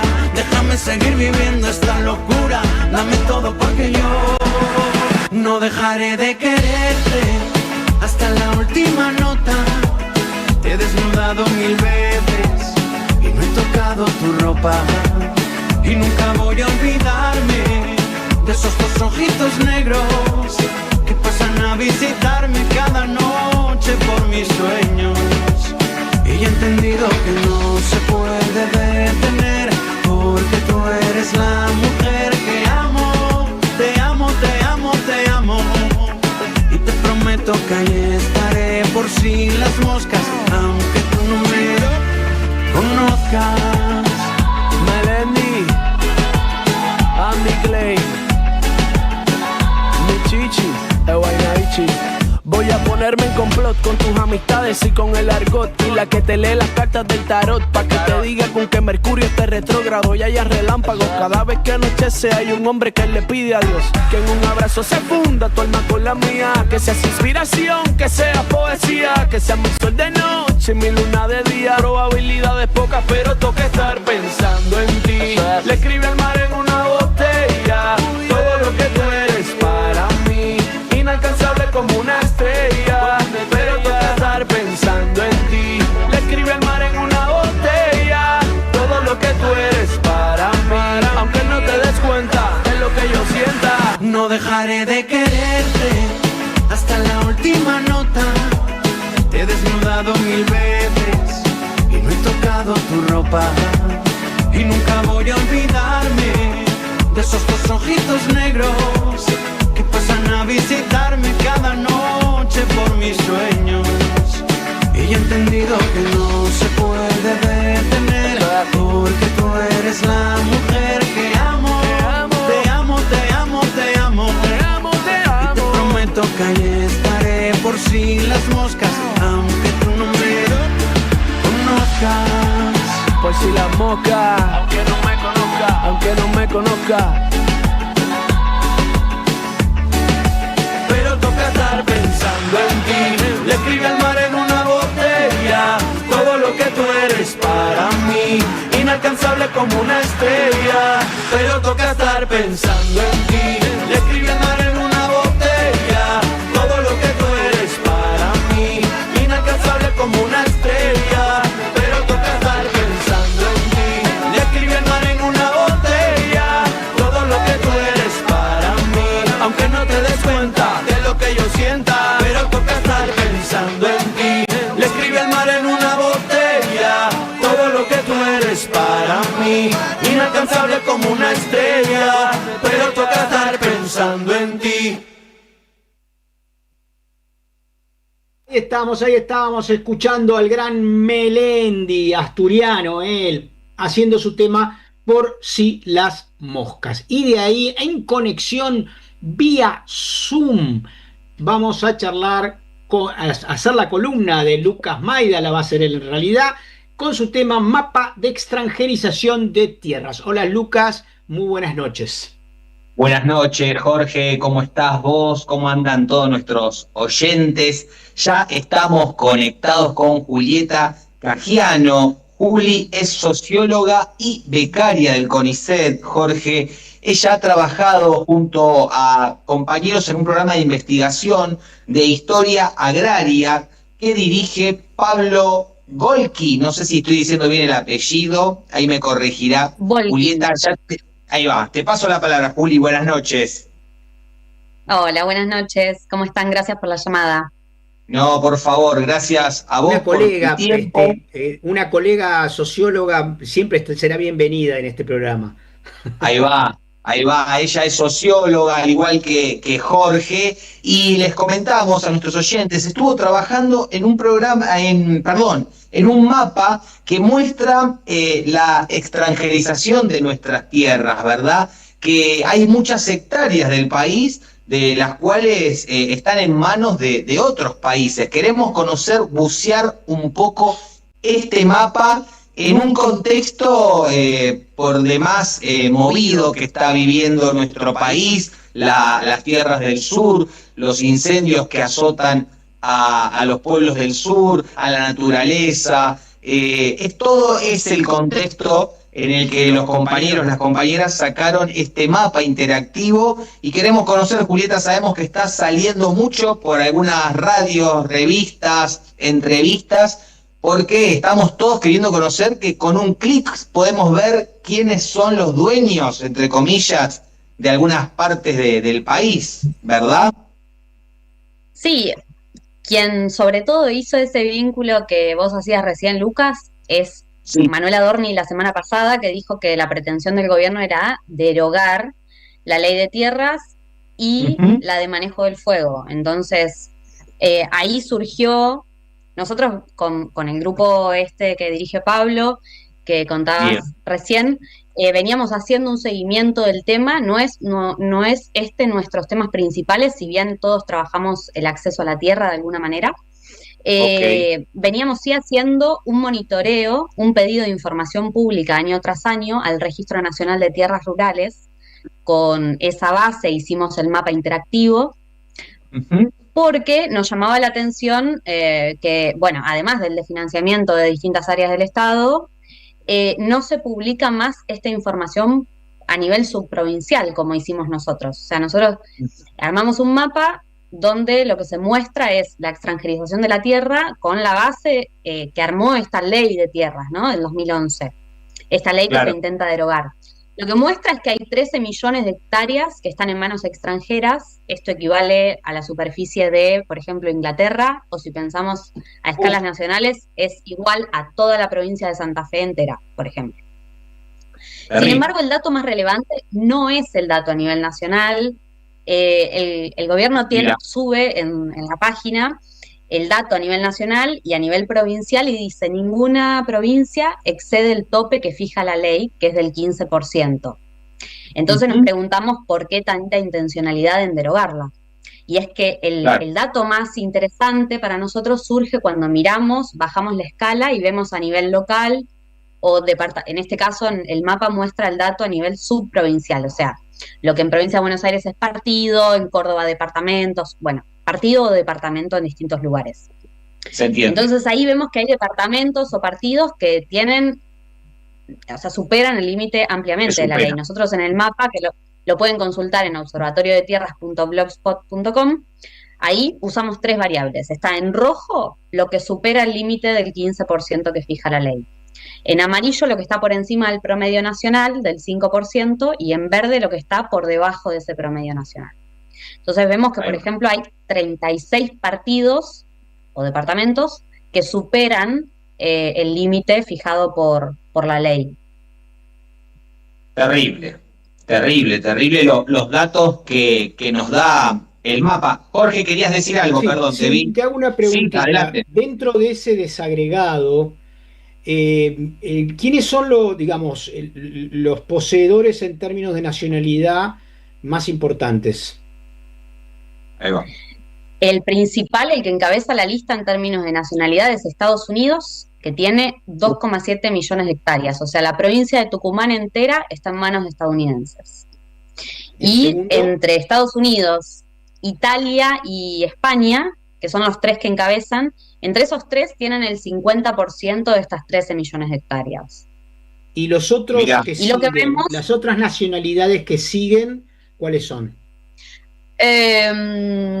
Debería ir ahí al listado, pero lo podemos buscar, o sea, están bastante por debajo las demás. Eso es lo que tiene, por eso no Estados es un dato que Unidos, estábamos usando. España, dijiste. Italia. Italia y España. Por Claro, que ejemplo, Benetton Italia debe es el ser grupo el Benetton. de Italia, por ejemplo. Benetton, el más importante Claro. de Italia. Claro. Por ejemplo, en la campaña del desierto se dieron a la Compañía de Tierras del Sur, se llamó, que era de Italia, como cerca de 1 millón de hectáreas, y esas hectáreas fueron las que después se le dieron a Benetton. O sea, son las mismas hectáreas de la tierra de Compañía del Sur. O sea, algo que uno pensaría que está muy alejado, tiene implicancias hoy en día. Sin En duda. la zona, a ver si esta sirve como pregunta. En la zona de donde están los incendios, ¿sabemos y cuáles son las nacionalidades poseedoras de extranjeros? Bueno, sí, en realidad se puede conocer ese dato. Sí, en todas se repite este patrón. Estas tres Estados Unidos, claro. Lo que es interesante para mí de decir con respecto a los datos es que si uno cruzaría, que es nuestra intención de este año con el mapa, si uno cruza recursos estratégicos y mapa de extranjerización de la tierra, el patrón es claro. O sea, no es cualquier tierra, no es cualquier tierra. Hay zonas, por ejemplo, a la vera de nuestra principal vía navegable del Paraná, sobre el acuífero guaraní, el departamento de Ituzaingó tiene casi el 60% de la tierra extranjerizada. El departamento del Lácar, San Martín de los Andes, 54%. La Rioja, Salta, o sea, la Madrid en La Rioja, totalmente departamento minero, 57%. Y así uno va viendo que donde están, hay tierras con recursos muy valiosos estratégicamente de cara a un futuro que tiene agua potable y energía escasa. Nosotros somos un país que tiene una larga data de protección a estas áreas, sobre todo fronterizas, y hoy, 2026, cuando más el mundo necesita esto, pero sobre todo nosotros también, vamos a rifar todo esto. Sería un verdadero tiro en los pies. Eso es lo que consideramos. Correcto. Y está ahí, no sé si se quedó. Sí, tengo otra más. congelada A ver, la palmerita. una pregunta más referida sobre todo a el rol hipotético, más allá de lo que los incendios hayan sido. Estuve mirando los datos históricos de incendios en la Argentina, se repiten desde hace 20 años. Por causas meteorológicas, por sequedad, por implementación, como hablábamos ayer, de árboles que no corresponden al lugar, etcétera. Más allá de eso, en el estudio que ustedes hicieron, ¿vieron cómo la desertificación o la destrucción de bosques está llevando también a que se vendan a extranjeros? No sé si quedó congelada. Me parece que quedó congelada, pero no por mi pregunta, ¿eh? No quedó congelada por la pregunta, sino creo por la conexión. Le cuento a nuestros oyentes, mientras que Julieta se reincorpore, que ella está en Rodríguez, en General Rodríguez. Hoy a la tarde hablábamos y me dijo, estoy campo adentro, allí en General Rodríguez. Ahí está volviendo, me parece. Ahí la recuperamos, llegó la señal. No sé qué pasó, me pasó a mí nada más. Ahí va. Sí, logré escuchar igual tu pregunta, que tenía que ver con el cambio de uso del suelo. Eso, nosotros en nuestro mapa, la verdad es que no relevamos eso. Pero sí, lo que decía al principio, el tema es la defensa de que no se derogue esta ley, ¿no? Esta ley, que hoy en día se quiere derogar, al igual que la ley de manejo del fuego, sí tiene una relación ahí, en el sentido en que la ley de manejo del fuego lo que hace es proteger que no se cambie el uso del suelo después de un incendio. Claro. Entonces, si se deroga esa ley y ese uso del suelo puede ser cualquiera, y la ley de tierras a la vez también está derogada, sí, ahí hay un link directo. Lo que es importante señalar es que hay una intencionalidad muy explícita por derogar esta ley. O sea, en 2016 el macrismo la flexibilizó. Después, apenas asume Milei en el decreto 70 del 2023, se intentó derogar. El CECIM de La Plata, el Centro de Excombatientes de Malvinas, presentó un amparo en la justicia que detuvo esa derogación. Y hoy hay un segundo intento por derogarla, ¿no? Entonces es muy importante que se sepa una que la ley cantidad aún no enorme, está derogada y hay que defenderla. unas Bien, bien. 130.000 hectáreas del sur fueron entregadas al emir de Qatar a partir de los vínculos con el macrismo desde el 2016. Eso es un dato también importante. Qué dato. Impresionante. Juli, queremos agradecerte estos minutos aquí en la columna, contándonos acerca del mapa de extranjerización.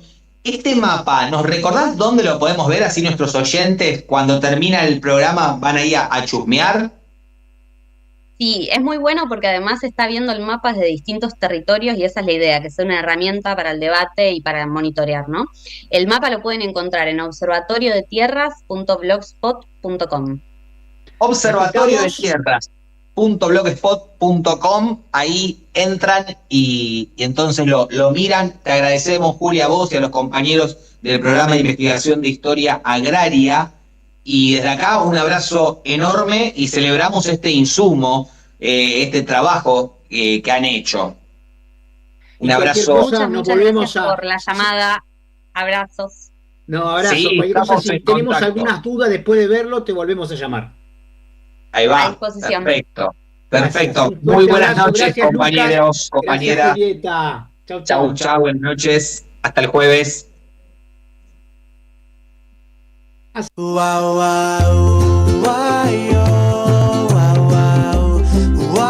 Jugo de limón. Un programa antioxidante.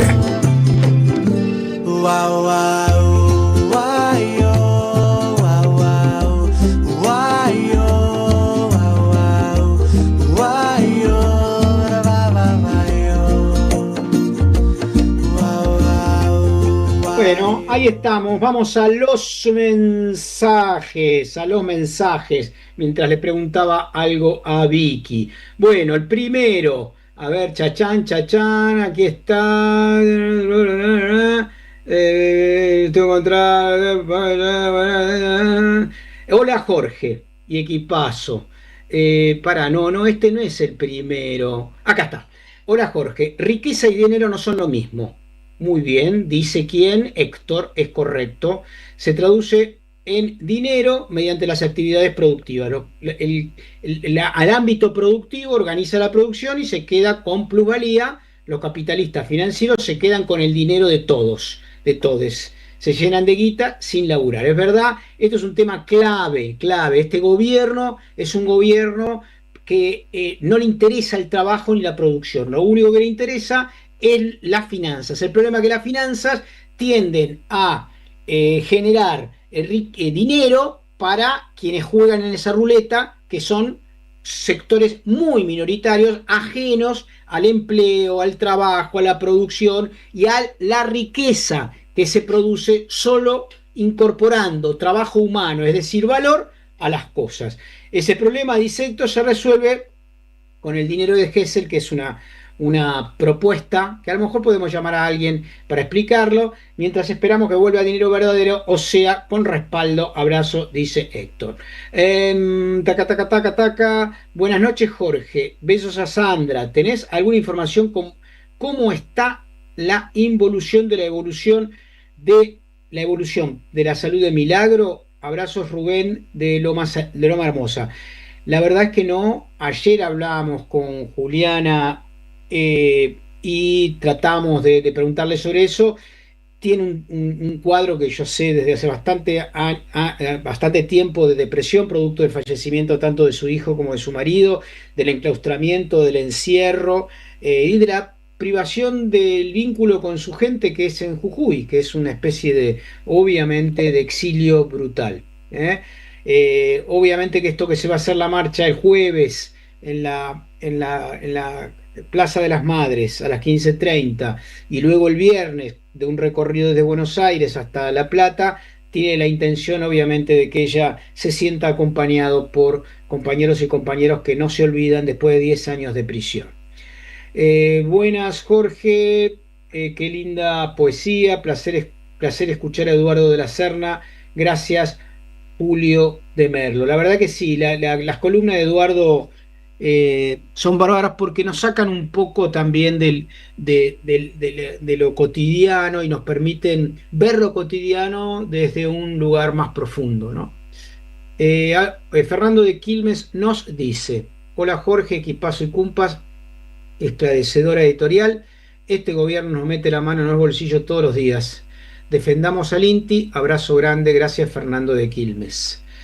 Hola, soy lectora de Byung-Chul Han. Hace años que lo sigo. Me acercó a la filosofía, a interpretar el mundo de hoy, lo que hasta entonces me resultaba confuso. Estoy muy agradecida porque a partir de él y otros autores puedo ir comprendiendo estos procesos. Es real la falta de atención y las mentes dispersas interrumpen el diálogo. Sostener conversaciones con los demás es un desafío. Muy buen tema para continuarlo. Le sugiero a Renata Salesi, le voy a pasar el dato tanto a Eduardo como seguramente a Rocco. Saludos cordiales, Matilde de Ushuaia, y yo también me lo voy a me están llamando justo, y yo también me lo voy a anotar. Elba, un amigo, paren la rotativa, fue identificado el líder de los incendiarios, el famoso cacique de Patagonia, Paturuzú, es el único que le falta inventar, Rubén de Ciudadela. Muy bien. Buenas noches, Jugo de Limón. Hoy Jorge releí nuevamente El Mundo Feliz de Aldous Huxley, y además estoy leyendo Nunca más mi gente, La frontera salvaje de Jorge Mahfoud, y empezaré con No sufrir compañía, escritos místicos sobre el silencio de Ramón Andrés. Siempre los escucho. Horacio de Tigre. Gracias. No tengo. Perdón, Horacio, justo que me están llamando y apagué el teléfono. El gobierno chino a poco está llevando a Estados Unidos a la misma situación que vivió la Unión Soviética cuando sufrió una crisis económica y social interna. Dice que, nos está diciendo Héctor de Avellaneda, que la situación de Estados Unidos es similar a la Unión Soviética en aquel momento. Hola Jorge, soy Ricky de Temperley, te agradezco por el relato de los archivos del caso de Epstein. Solo faltaría que se liberen los demás, así nos enteramos de qué sanción le cabe a Trump. Saludos a vos y a Sandra. Mensaje, bueno, esto voy terminando hoy un poquito antes. Voy a hacer una lectura mínima que me quedaba porque me apuré en la columna última respecto a lo que está sucediendo en Europa Oriental. La guerra, como ustedes saben, continúa todos los días según los informes ucranianos y también del Pentágono. Continúan los avances de la Federación Rusa, la tregua que pretendían se sigue demorando. Hay una situación obviamente de eclosión dentro del sistema de las Fuerzas Armadas de Ucrania. Hay unas internas terribles, se agarran a trompadas en el Congreso de Kiev. Hace 2 noches hubo una ofensiva misilística enorme de la Federación Rusa. Y obviamente el gran tema acá es el rol de la Unión Europea, que se niega a asumir lo obvio y que sigue exigiéndole a los ucranianos que sigan entregando sus vidas al pedo, porque la Federación Rusa nunca va a entregar territorios que históricamente fueron rusos. Voy a explicar una cosa que me preguntaban el otro día. A ver, lo que fue Ucrania en el momento de su independencia muy corta a principios del siglo XX, era un territorio que era más o menos de Kiev, de la mitad de lo que es hoy Ucrania, hacia el oeste. Todo el resto fue un acuerdo que Nikita Khrushchev, un dirigente del secretario general del Partido Comunista de la Unión Soviética, ucraniano, del Donbass, él decidió incorporar como un territorio una de las repúblicas en aquel momento socialistas soviéticas, y quedaron un territorio partido lingüísticamente en dos: ucrohablantes que estaban en el oeste y rusohablantes que estaban en el este, generándose un conflicto a partir de la disolución de la Unión Soviética y de la independencia de Ucrania, entre otras cosas porque dentro de Ucrania había ojivas nucleares que le correspondían a su heredera, que era la Federación Rusa. Empezaron los conflictos, siguieron los conflictos con Crimea, donde los ucronazis querían prohibir el idioma ruso en las escuelas. Continuó en el Donbass, donde mataron casi 30.000 rusohablantes, entre el 2012 y el 2022, razón por la cual, como comenté en algún momento, Vladimir Putin decidió tomar la iniciativa que no tomó en su momento Josip Stalin en 1941, cuando hizo el acuerdo previamente con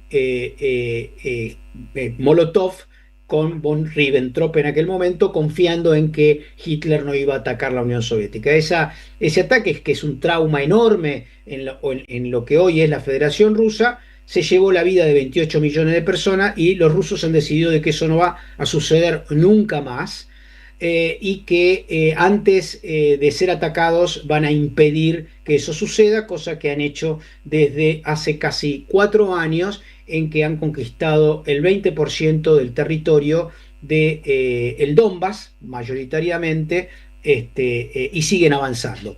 Esto es difícil que puedan asumirlo. Estados Unidos se dio cuenta, sobre todo a partir de Trump, que no puede ganar esa guerra. Si Estados Unidos se suma directamente, o la Unión Europea o la OTAN, es una guerra nuclear. Han decidido privilegiar la brutalidad en el hemisferio occidental, y lo estamos viendo en relación a Groenlandia, a Panamá, a Colombia y por supuesto a Venezuela, o teniendo como enemigo estratégico de los Estados Unidos a la República Popular China, que tratan de impedir que sus vínculos comerciales y de cooperación sigan dándose. Este pequeño panorama que me había quedado de la columna anterior, porque me apuré, es muy importante tenerlo en cuenta, porque si no se lee la realidad geopolítica, tampoco se entiende la Argentina. Perón decía que la primera política es la política internacional, y hemos muchos perdido de vista la necesidad de tomar primero el paraguas general para ir bajando y entender que algunas de las cosas que suceden en nuestro país, en América Latina, tienen razón estratégica en otros países. Así que en la medida que entendamos cómo funciona la lógica global, vamos a poder entender más claramente a personajes patéticos y miserables como un señor llamado Javier Milei. Y hoy, un poquito antes, voy a entregar el programa haciendo los agradecimientos que corresponden a Victoria Nardone, jefa de producción, la operación técnica a Carlos Di Mare, la operación de streaming a Santiago Martínez, y agradecemos a Fernando de Quilmes, que hizo un aporte a la campaña 530. Esto es lo que necesitamos, más compañeros que se sumen a esta comunidad, los necesitamos mucho.